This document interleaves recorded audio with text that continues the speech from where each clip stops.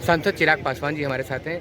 चिराग जी, पहला सवाल 3 कानून के ऊपर पूरा विपक्ष इसका विरोध कर रहा है, आपकी प्रतिक्रिया? मेरी समझ के परे कि भाई विपक्ष विरोध क्यों कर रहा है भाई, जब ये सबकी जानकारी, जबकि सहमति सबसे चर्चा करके जब इसको बनाया गया है, अब तो सिर्फ इसका इम्प्लीमेंटेशन बाकी है।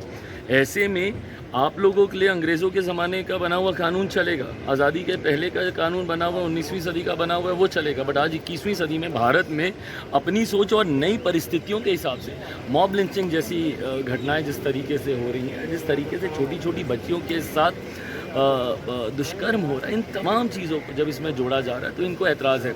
ये सोच गलत है भैया। सिर्फ सत्ता पक्ष का विरोध करना है, विपक्ष की ये भूमिका कतई नहीं हो सकती। विपक्ष की लोकतंत्र में एक बहुत महत्वपूर्ण भूमिका है और अपनी भूमिका की गंभीरता को विपक्ष को समझना होगा। हर विषय पर सिर्फ इसी तरीके से हंगामा खड़ा करने के मकसद से ही अगर आप आगे बढ़िएगा तो ये सकारात्मक संदेश इसका कतई नहीं जाता। एक सवाल बंगाल के एक वीडियो के ऊपर जिसमें एक महिला को पीटा जा रहा था, उस पर ये भी कहा गया है कि एक विधायक ने कहा कि शरिया कानून के तहत ठीक है।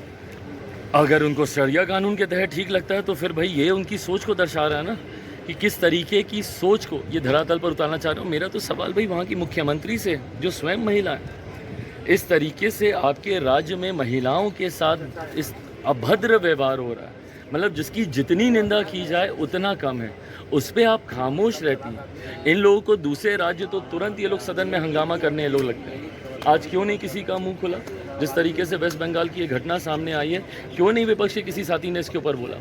किस तरीके से वो भी जानकारी जो सामने आ रही है कि सत्ता पक्ष के विधायक के ही कोई करीबी हैं जिनके द्वारा इस घटना को अंजाम दिया गया, क्यों नहीं विपक्ष ने आज इस विषय को उठाने का प्रयास किया? आपको युवाओं की चिंता है, महिला भी तो आधी आबादी हैं।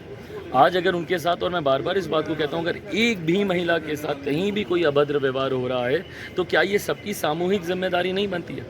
ऐसे में इन लोगों का मुंह नहीं खिलता, और ऐसे राज्य जहाँ पे एनडीए की सरकार है उस पर हंगामा करते ये नहीं थकते। ये दोहरा मापदंड उचित नहीं है। हमसे बात करने के लिए शुक्रिया। मोहम्मद अफसर, इंडिया न्यूज़, दिल्ली।